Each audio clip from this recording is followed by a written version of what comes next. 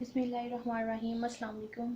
Welcome back to PPSC and IPSC math centre. इस video में हम पीपीएससी लेक्चरर मैथमेटिक्स टेस्ट 25 अक्टूबर 2020 में जो पेपर लिया गया था उसको डिस्कस करेंगे और उसमें से मैकेनिक्स में से जो क्वेश्चंस लिए गए थे उनको क्वेश्चन को डिस्कस करेंगे।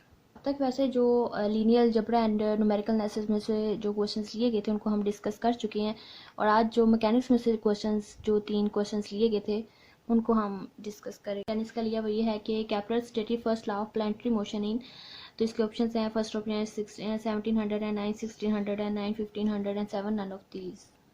केपलर्स की जो यहाँ डेट्स हैं वो ये है कि 1571 एंड टू 1630, ये उसकी डेट्स हैं। तो उसके मुताबिक तो हम 17 फर्स्ट ऑप्शन नहीं ले सकते, किसी भी तरह सोच भी नहीं सकते कि उसने कब पेश किया होगा।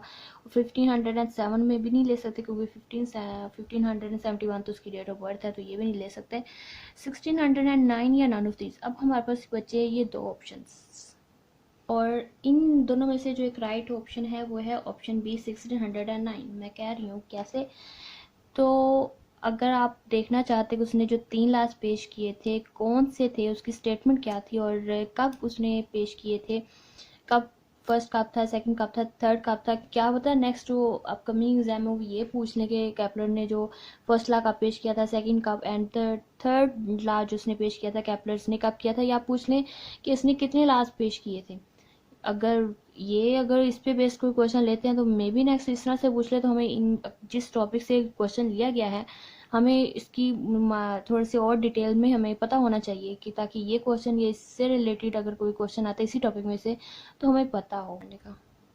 तो देखिए जोनास केपलर इसका कंप्लीट नेम था, उसने पब्लिश किए थे first 2 laws of planetary motion in 1609 में। उसने 2 लॉज जो लॉज थे उसने पब्लिश किए थे।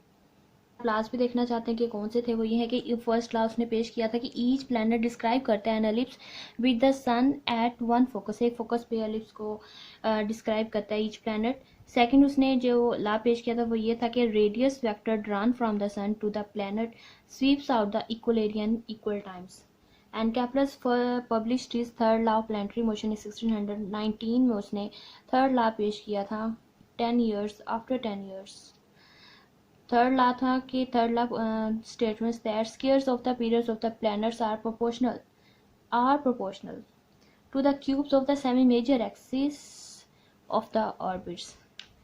That is the third law of Kepler's motion. So here B option is the right. Next question है time of flight of projectile. Project के time of flight आपने बताना है। किसी भी पार्टिकल को जो प्रोजेक्ट किया गया है उसका टाइम ऑफ फ्लाइट बताएं, time of the whole journey बतानी होती है। That is the time of the flight of a projectile. मतलब किसी भी प्रोजेक्ट को किसी भी पार्टिकल को प्रोजेक्ट किया गया है उसका टाइम ऑफ फ्लाइट बताना है। तो टाइम तो कभी नेगेटिव हो नहीं सकता, तो फर्स्ट ऑप्शन तो वैसे ही हम डिस्कार्ड कर सकते हैं। नेक्स्ट है हमारे पास second and third option and none of these. इनमें से हमने चूज़ करना है कि कौन सा राइट ऑप्शन है। टाइम ऑफ फ्लाइट और प्रोजेक्टाइल का हम इस तरह से इस फार्मूले से फाइंड करते हैं। Time of flight T is equal to 2v0 sine alpha over G. तो देखिए से हमारे पास ये ऑप्शंस में से कोई भी मैच नहीं हो रहा 2v0 sine alpha over G. तो लेकिन हम ये थर्ड जो ऑप्शन है v0 sine two alpha over into second alpha over G, हम इसको थोड़ा सिंप्लीफाई करके इस तरह की फॉर्म में ला सकते हैं। देखिए कैसे किया कि v0 is equal to two alpha second alpha over g and then time of flight के लिए मैंने टी लिया, small t is equal to v0 sine two alpha second alpha over g. Sine two alpha को ये double angle formula है, इसको two sine alpha into cos alpha and second alpha 1 over cos alpha लिख सकते हैं। तो cos alpha से cancel the two v0 to sine alpha over g, that is the right. यही हमारे पास टाइम ऑफ फ्लाइट था, तो हमारे पास यहाँ थर्ड ऑप्शन राइट ऑप्शन बनता है कि time of flight of a projectile क्या होता है, v is equal to T is equal to 2v0 sine alpha over G. अगर इस तरह नहीं इस तरह पूछ लें तो हमारे पास ये फार्मूला था 2v0 साइन अल्फा ओवर जी होता है। अदर या फिर इस तरह की फॉर्म में आ जाए, इस तरह की फॉर्म में आ जाए, दोनों ही राइट ऑप्शन है। इसको सिंप्लीफाई करके हम इस तरह की फॉर्म में ला सकते हैं। नेक्स्ट क्वेश्चन है मेरे पास ये हमारे पास पास्ट पेपर जो मैंने करवाए थे, आई थिंक ये आया था क्वेश्चन 2017 के पेपर में आया था कि सेंट्रीपिटल जो फोर्स होती है उसके फार्मूला हमने बताना था तो ये स्टेटमेंट इसकी देख लेते हैं क्या है। अ पार्टिकल ऑफ मास है moves in a circle of radius r with velocity v then force F on its. उसके ऊपर कौन सी फोर्स लगेगी अगर पार्टिकल सर्कल में मूव कर रहा है विद रेडियस आर के साथ, सर्कल में मूव है रेडियस आर के साथ मूव कर रहा है विद वेलोसिटी v के साथ, तो उस पर जो फोर्स होगी वो कौन सी होगी, उसका फार्मूला क्या होगा या फोर्स फाइंड कैसे करेंगे। तो ये हमारे पास एक सेंट्रीपिटल फोर्स होती है किसी भी पार्टिकल को सर्कल में मूव करवाना विद रेडियस आर के साथ with velocity v। Then formula होता है F is equal to m v square over r होता है। तो अगर डायरेक्टली प्रोपोर्शनल के साथ दिया गया तो F directly proportional to m v square over r. Here so here first option is the right. ये आया भी था पेपर में पास्ट। मैकेनिक्स में जो 3-4 क्वेश्चन आए थे उसमें से अब ये थर्ड क्वेश्चन है कि normal component of an acceleration is, हमें एक्सेलरेशन का नॉर्मल कंपोनेंट बताना है कि वो कौन सा होता है। Acceleration of a particle is given by, acceleration के लिए हम ए लेते हैं D we over D t into ये इसके टेंजेंशियल कंपोनेंट है and v square over rho into ये इसका नॉर्मल कंपोनेंट है। तो ये एक्सेलरेशन के टेंजेंशियल प्लस नॉर्मल कंपोनेंट, ये एक एक्सेलरेशन है किसी भी प्रोजेक्टाइल की।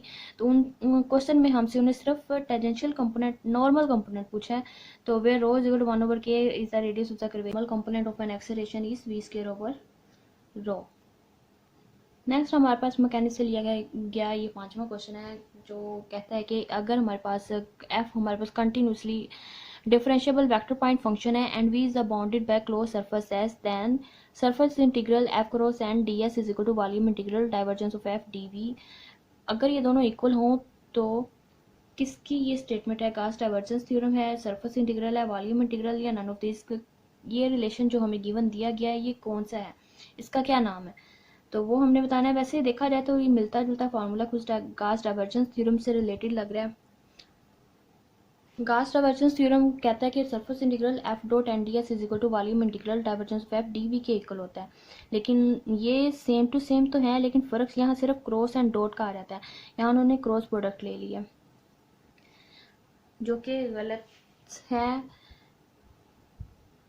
गाउस डाइवर्जेंस में डॉट आ जाता है, मे बी वो गाउस डाइवर्जेंस थ्योरम की स्टेटमेंट लिखना चाहता और यहाँ उसने डॉट लिखना हो, टाइपिंग मिस्टेक हो, क्रॉस लिख दिया हो। तो गाउस डाइवर्जेंस थ्योरम भी नहीं है, सरफेस इंटीग्रल फार्मूला भी नहीं है, वॉल्यूम इंटीग्रल फार्मूला भी नहीं है। और volume integral and surface integral formulas में सरफेस और वॉल्यूम इंटीग्रल में ऐसा कोई रिलेशन नहीं पाया जाता, मिलता जुलता भी ऐसी कोई स्टेटमेंट नहीं है। तो कोई भी ऐसा कोई रिजल्ट नहीं है जो सरफेस इंटीग्रल में वॉल्यूम इंटीग्रल में ऐसा कोई रिलेशन पाया जाए, या ना वॉल्यूम इंटीग्रल का सरफेस इंटीग्रल में ऐसा कोई रिलेशन नहीं है। गाउस डाइवर्जेंस थ्योरम से मिलता जुलता था लेकिन एग्जैक्टली वो नहीं था। क्रोलरी भी अगर हम देखें तो ये आ जाती है surface integral and cross F D S is equal to volume integral del cross F आ जाता है। डाइवर्जेंस ऑफ एफ दिया इधर डेल क्रॉस एफ आ जाता है। अगर एफ क्रॉस एन भी लें तो डेल क्रॉस एफ कर्ल के साथ आता है, डेल क्रॉस एफ आएगा। तो हमारे पास ये किसी भी स्टेटमेंट किसी कोई भी ऐसा रिजल्ट नहीं है, तो हम नन ऑफ दीज इसमें से चूज़ करेंगे। सो हेयर क्वेश्चन 5 है ये मैकेनिक्स का, उसमें से हमारे पास डी ऑप्शन राइट है।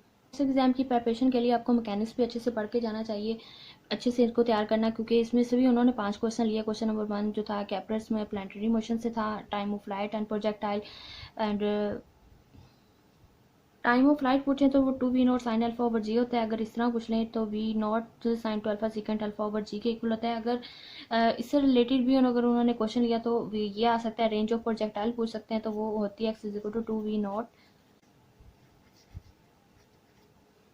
रेंज मैक्सिमम होती है when alpha is equal to π/4, तब इसकी रेंज मैक्सिमम होगी। और ये रेंज ऑफ प्रोजेक्टाइल का formula X is equal to 2v0 square sine 2 alpha over G. Time of flight of projectile होती है 2v0 साइन अल्फा ओवर जी। ये 2 क्वेश्चंस। और नेक्स्ट ये 2 क्वेश्चंस थे सेंटीमीटर फोर्स का नॉर्मल कंपोनेंट पूछा गया था, नॉर्मल या टेंजेंशियल कंपोनेंट दोनों मैंने बता दिए क्या होते हैं। D we over D T tangential component, normal component of acceleration rho V square over rho होता है। और 2 ये क्वेश्चंस हो गए 4, और ये 5वां, ये 5 क्वेश्चंस मैकेनिक्स में से आए थे। गाउस डाइवर्जेंस थ्योरम से रिलेटेड उन्होंने कुछ पूछना था तो वो एग्जैक्टली वो रिजल्ट नहीं दे सके। सो ये 5 क्वेश्चंस हैं मैकेनिक्स में से किस तरह से लिए गए हैं आप अच्छे से देख लें और अच्छे से प्रिपरेशन करके जाइएगा नेक्स्ट एग्ज़ाम।